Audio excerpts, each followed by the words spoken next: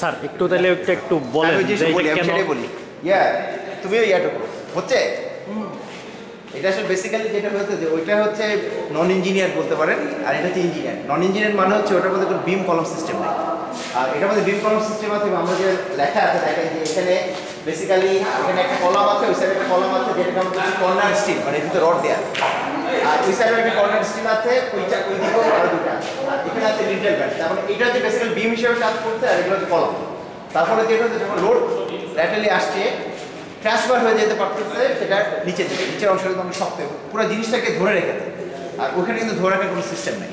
তারপরে যখন ঝাঁকিটা খাচ্ছিল তখন মানে যদি এবার লোডটা ট্রান্সফার হতে পারতো তাহলে কিন্তু হুড়মুড় করে পরিষ্কার ভেঙে পড়তো না। এখানে হয়তো ভিতরে কিছু ক্র্যাক আছে, দেখা যাচ্ছে না, বাট বিল্ডিংটা কিন্তু ইন্ট্যাক্ট আছে।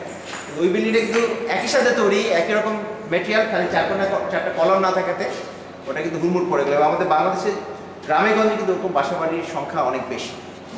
এই ধরনের বাসাবাসী শহরে এখন হচ্ছে, কিন্তু সেই জন্য এটা বলা হচ্ছে এটা হচ্ছে ইঞ্জিনিয়ার কনস্ট্রাকশন, অর্থাৎ আফটার রেজিস্ট্যান্ট ডিজাইন ব্রিক ম্যাসনরি, আর হচ্ছে নন ইঞ্জিনিয়ার কনস্ট্রাকশন বা আর্থিক যার কোনো ক্যাপাসিটি নেই।